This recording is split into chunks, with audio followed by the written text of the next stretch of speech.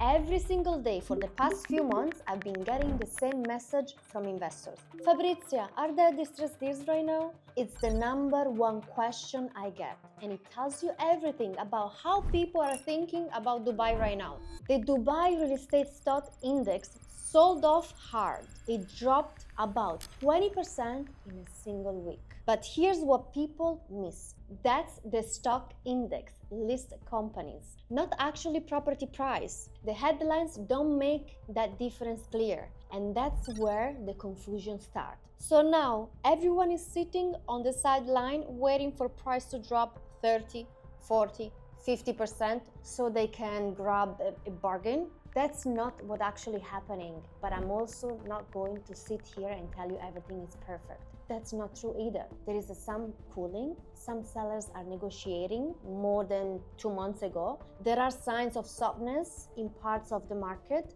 The real picture is somewhere in the middle. And if you actually look at what's going on, you will see why most of people are reading this completely wrong. My name is Fabrizia. I've been in Dubai real estate for more than 6 years. I built my business from zero in this city. Today I'm going to show you what I'm actually seeing on the ground. Real conversation with clients, real deals, and why waiting for a full collapse might be the most expensive mistake you make this year. So, what's actually happening with my clients right now? Everyone assumed my phone stopped ringing when the situation in the region started. It didn't. I'm not getting fewer leads. I'm getting different leads. Before all of this, most of my clients were focused on off-plan. New launches, payment plans, getting early. That was where the energy was. Right after everything started, there was a shift. More people were asking about the secondary market, looking for distressed deals, wanting to know if someone was selling cheap because they got scared.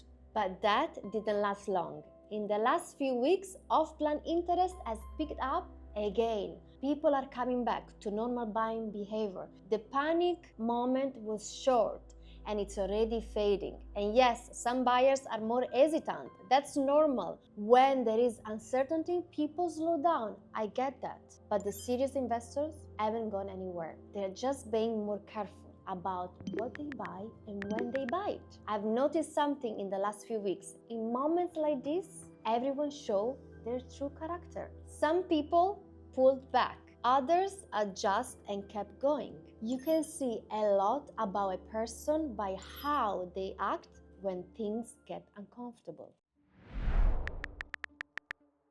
Now, I can only speak for what I see in my own business. I'm not going to pretend I have data on the entire market, but I can tell you what's happening in my world. Since the situation started, we have had deals go through. The market did not stop. We have done transactions at around 2 million dirham each, some 7 million dirham each, and some even more off plan. Normal transaction, solid price points. Nobody was giving anything away. The buyers were mostly foreigners, a mix of investors and people buying to actually live here. And here's something I think most people don't realize. Most of my buyers pay cash, no mortgage, no bank. And that's not just me. Across the whole Dubai market right now, around 87% of properties deals are cash. No bank involved at all. Why does that matter? Think back in 2008. What happened in Dubai? Back then was scary. Banks were lending to almost anyone. People were buying 2-3 properties with barely any money down. They were flipping them before they were even built. Everyone thought price would go up forever, and then it stopped. People couldn't make their payments. Banks started taking properties back, and because everyone was borrowing, it was like pulling one card out of a house of cards. One person defaults, the bank sells cheap, price drop. The next person in underwater, they default too. Prices in some areas dropped 50% to 60%. That is not the situation of today. When 87% of buyers are paying cash, there is no chain reaction. Nobody is defaulting on a mortgage they don't have. The people who own these properties actually own them. That's a completely different foundation. Now, the sellers, I've personally seen very few panic sellers since this started. Very few compared to COVID, almost nothing. The sellers I'm dealing with are holding their prices. They're confident, they're patient, they're not reacting emotionally. Does that mean nobody is open to negotiations? No, some are. But broad panic selling, the kind that signals a real collapse, I'm not seeing it. Now, developers. This part is very interesting. If the market was really falling apart, you'd expect every developer to be slashing prices. Fire sale mode, get rid of everything very fast. That's not what I'm seeing. Some developers are offering small incentives, waiving the 4% DLD registration fee, giving slightly more flexible plans. A few are doing small discounts on specific units, but not really. But the actual prices still the same. And this is only a handful of developers doing this, not the whole market at all. What most of them are doing is adjusting the terms, not the price, make it easier to pay, not cheaper to buy. And they're only doing for just few projects. If they thought the market was going to fall apart, they'd be cutting prices across the board, but they're not.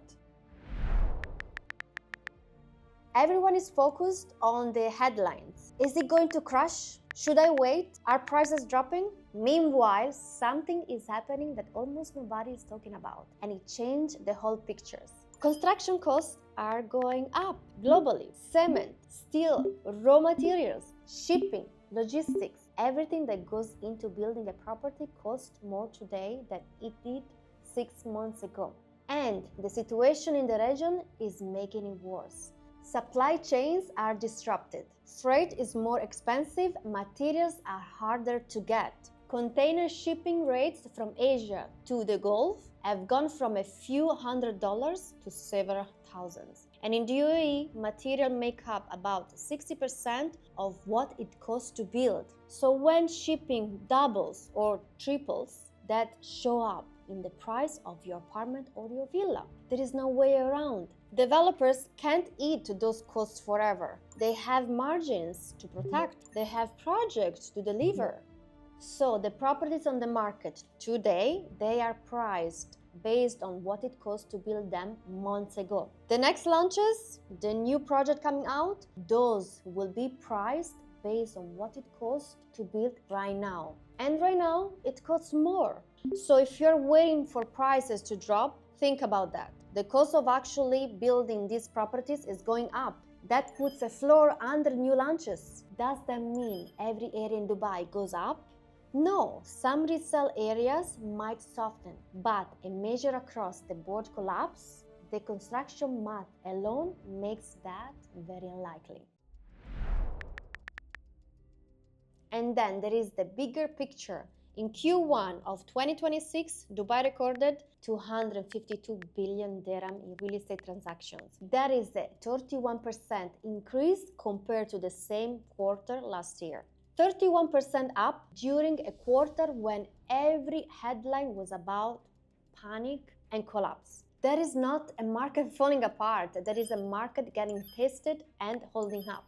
Dubai is far from finished. I've seen this city go through difficult moments before, and every time it comes back stronger. So here's what I take from all of this. If you're waiting for prices to fall 30, 40, 50% across the board, the numbers don't support that. What's actually happening is a market that's more cautious, more selective, and more open to negotiation than before, but still active, still moving. 80% of deals are cash. The sellers I work with are holding their price. Developers are adjusting terms, not cutting prices.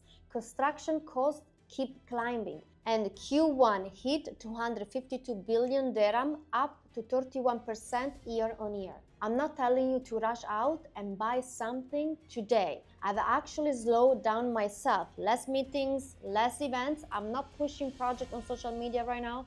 I'm not trying to sell anyone anything aggressively. I want people to watch my content and feel comfortable. No pressure. I don't believe in forcing decisions, especially right now. When people are ready, they will come. And let me tell you from my side, they're still coming a lot.